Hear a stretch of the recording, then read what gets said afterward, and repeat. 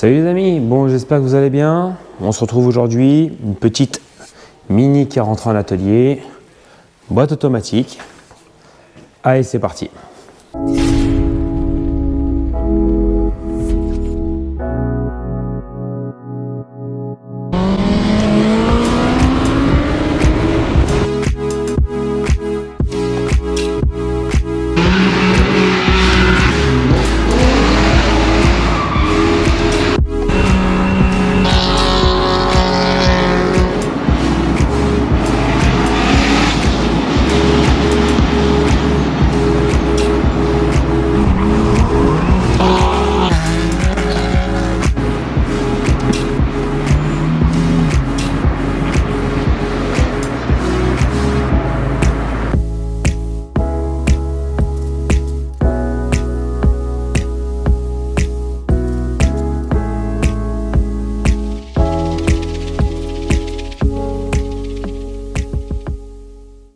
Donc là, comment que ça se présente? Carter de vidange.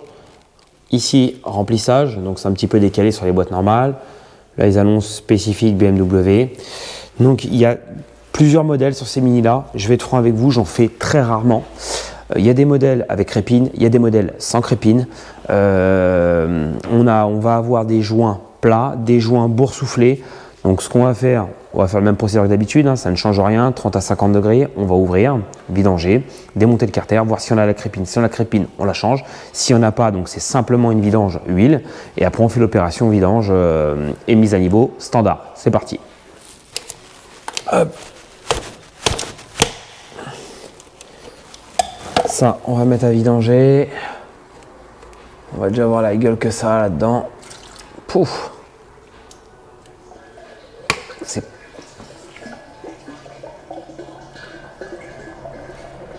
pas très propre tout ça. Donc c'est fini. Hop, on va resserrer ça tout de suite au couple.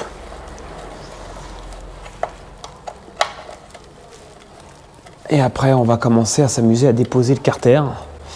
Donc je pense la seule partie qui va être chiante, ça va être la partie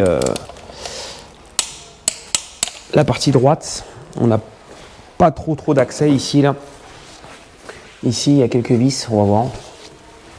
Comme ça on va nettoyer tout ça parce que c'est dans un état, je te dis pas. Allez, je viens de vérifier. Je pense que ça va être assez compliqué. J'ai réussi à défaire la première qui est ici là, mais les autres, je vais être obligé de faire ça à la clé plaque à cliquet.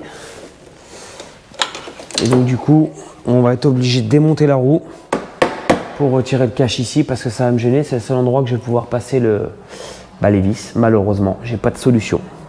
Donc allez, on dépose la roue, on se fait un peu de place, on va retirer le carter et puis voilà. A few moments later. Alors je vous dis pas la galère. Je suis en train de me faire chier comme un rat mort sur une boîte qui est pas non plus compliquée à la base. Problème, pas de passage.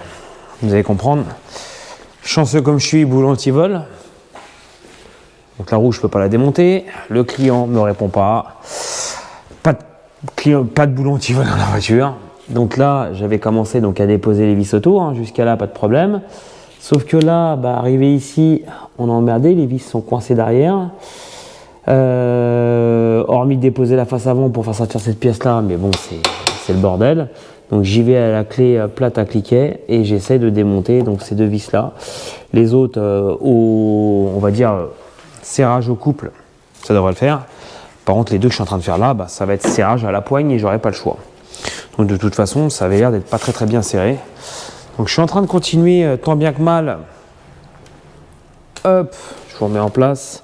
Je suis en train de continuer tant bien que mal le desserrage. Mais je vous cache pas que c'est un peu de la merde. Voilà. C'est un peu de la merde. On essaye de faire au mieux. Et donc du coup, voilà, je suis obligé de m'aider d'un côté à la clé plate, à cliquer. D'un côté avec un tournevis pour venir faire appui contre la clé. C'est un peu du sport. Mais bon. Voilà, ça le fait. On va laisser goûter. Et après, je la sors. Et là, on voit bien de ce côté-là. Hop là. je vous reprends en main. On voit bien de ce côté-là la petite crépine qui est dedans. Hein. Voilà. Donc, il n'y a plus qu'à.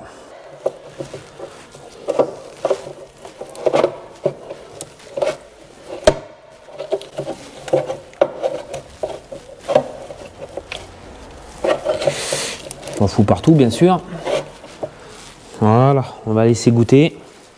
Ici, la petite pâte qui est en ferraille, malheureusement, il n'y a pas de solution. Faut la tordre un peu. Sinon, vous sortez pas votre carter. Voilà.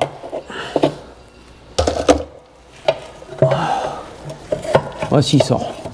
Ah, c'est quand je vous dis que ça passe au poil de cul, c'est poil de cul. Hein, c'est. Alors après, pas critiquer, hein, mais je sais que sur ces modèles-là, il y en a certains qui ne font pas le crépine, dû justement à ce, dû à l'emplacement. Hein. Et puis bon, là, il y a déjà eu des entretiens hein, sur la boîte des vitesses. Regardez. Voilà, je sais qu'il y a eu des entretiens. Hein, et puis regardez quand on regarde, la crépine, elle date de quoi?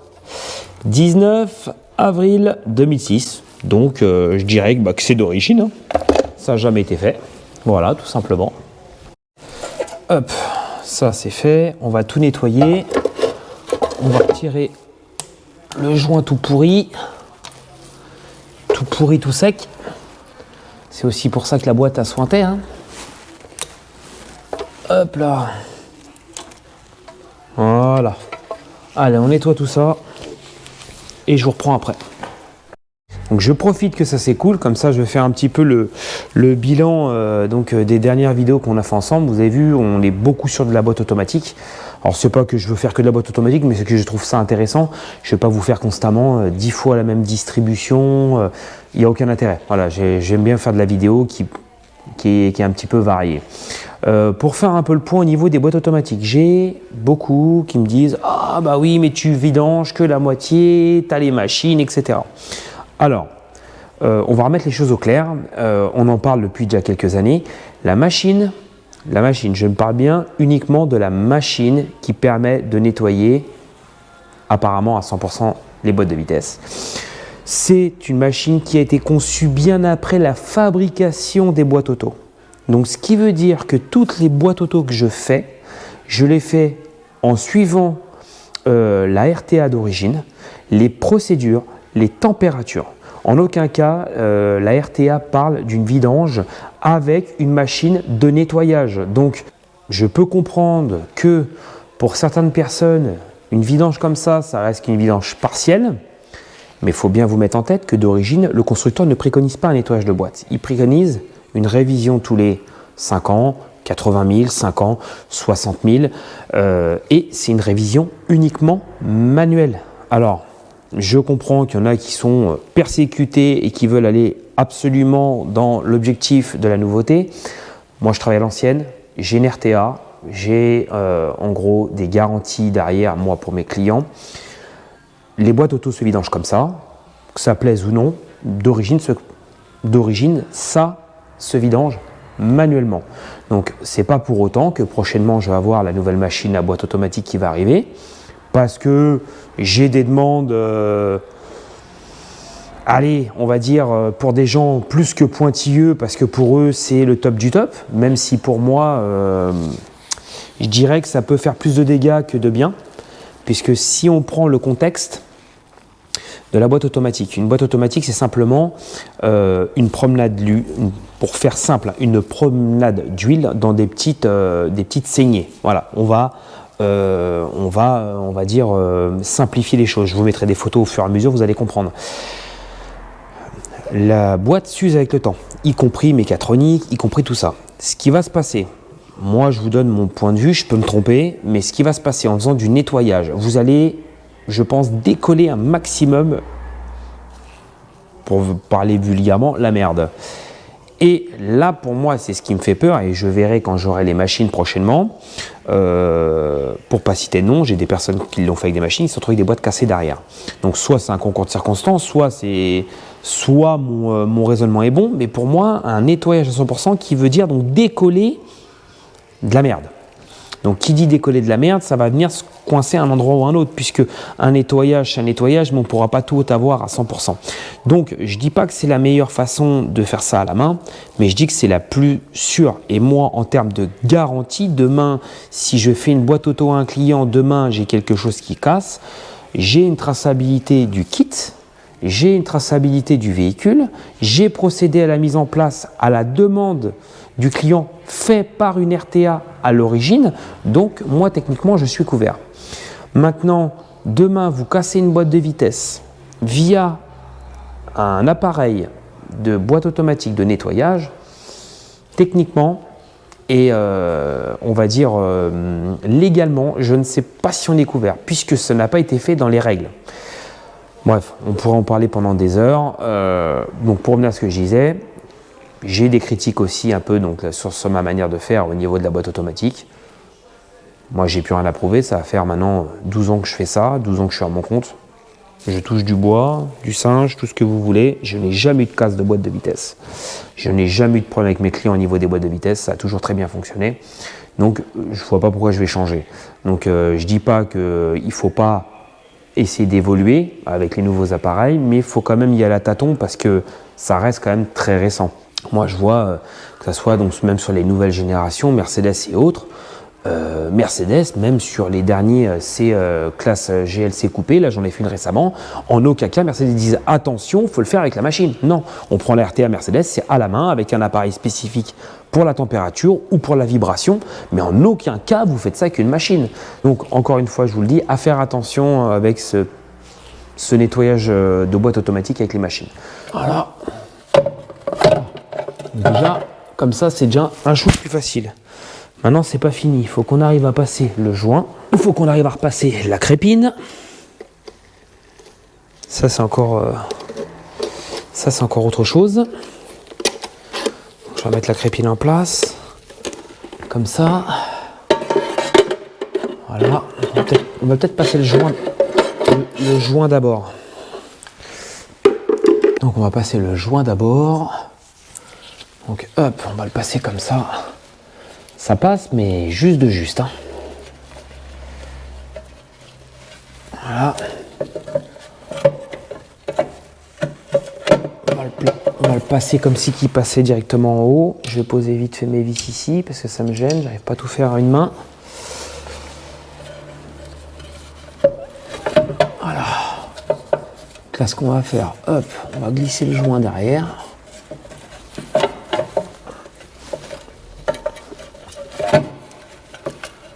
Franchement,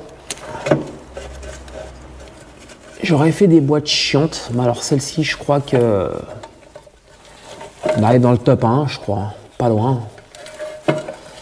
Voilà. Voilà. Lui est emboîté.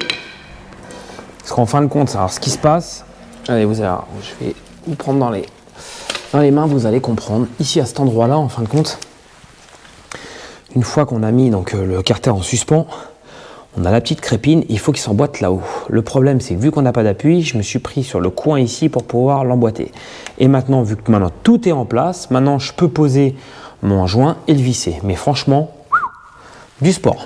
Vraiment, vraiment du sport. Voilà, hop. Une fois que votre joint il est bien placé, après, il n'y a plus de risque. Hein.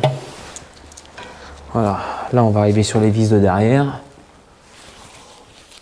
Peut-être commencer même à le guider ici, là, sur les côtés. Voilà.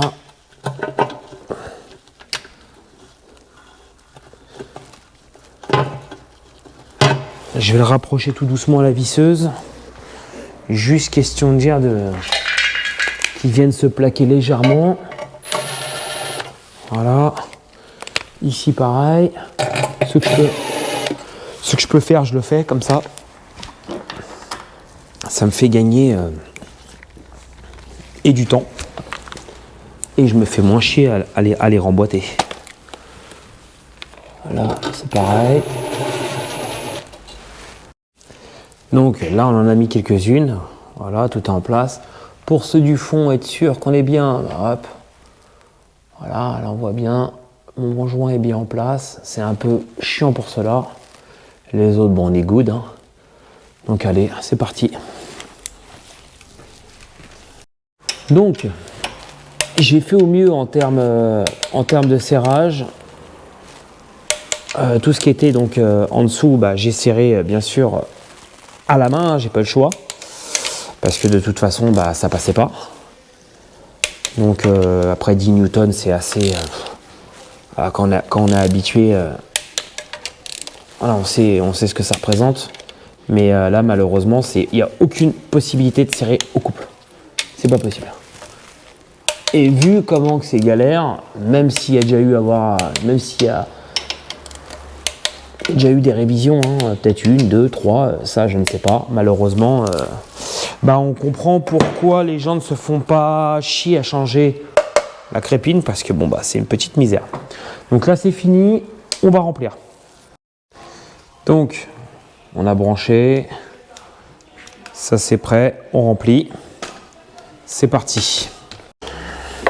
Là ça change en rien à ce qu'on fait habituellement, hein. On va charger directement les 5 litres. Alors l'avantage de ce petit truc là, ce qui est pas mal, c'est qu'on peut la mettre en fermé, c'est-à-dire là je viens injecter l'huile, dès qu'on veut on bloque, l'huile ne redescend pas, elle reste dans la boîte. Donc ça c'est quand même un gros avantage. Ça permet en fin de compte de maintenir la boîte entre parenthèses au taquet en huile, le temps que la voiture monte en température, qu'on fasse la pseudo-purge, etc. Et une fois qu'on a température, on a juste à déconnecter au niveau de la boîte, on laisse couler le superflu et on ferme, c'est fini quoi. Donc c'est quand même un avantage. Pareil, j'ai pas pris de...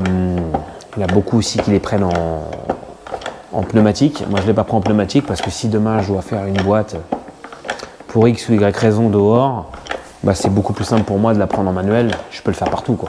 Surtout bon, c'est pas parce qu'on a injecté même 10 litres à la main qu'on va mourir, ça prend 2 minutes, basta, c'est fini quoi. Donc voilà, on arrive à la fin. Au moins quand c'est chargé comme ça, ça permet aussi tout de suite de voir s'il y a une fuite au niveau du tour de boîte. Toujours vérifier, hein, comme on fait avec les autres boîtes de vitesse. Voilà. Hop, là où je verrouille, on vient vérifier tout autour si on n'a pas de fuite. Je vérifie sur ceux qui sont un petit peu craignos, ceux de derrière.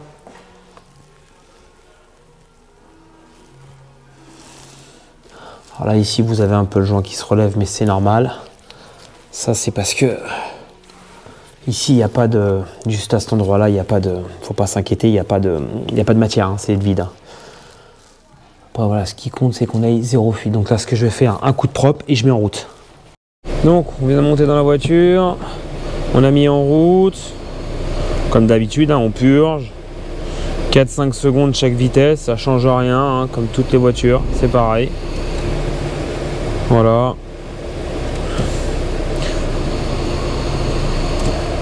Après, niveau valise, donc là pour le moment, qu'est-ce qu'elle nous met? Donc elle nous met non autorisé. Pourquoi? Température d'huile, ne trouve pas la plage admissible. Donc ça, voilà. On doit donc le niveau doit se faire entre 30 et 50. Voilà. Donc on continue, on purge, on fait chauffer. Donc on est arrivé à 30 degrés. On appuie sur OK. Oui. Contrôler le niveau d'huile, tatati, tatata. Donc ce qui veut dire maintenant, plus besoin de la valise. Comme d'habitude, on lève la voiture, on ouvre donc la vanne, on laisse couler le superflu. Dès qu'on arrive proche du goutte à goutte, petit filet, on ferme, opération terminée. Après dessus c'est une CVT, donc un petit peu comme les boîtes BMP6, réadaptation en roulant. Donc après je pars en essai et puis bah opération terminée. Allez, on va déjà mettre ça à niveau tranquillement, c'est parti. Donc maintenant, hop là, on se fait un peu de place là-dedans pour pas m'en prendre plein la gueule. On ouvre. On laisse s'écouler tranquillement.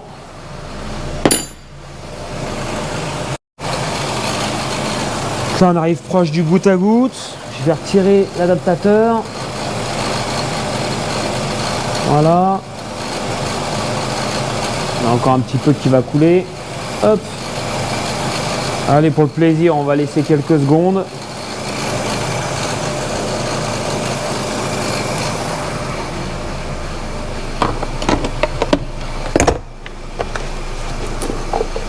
Voilà. Petit filet. Hop là.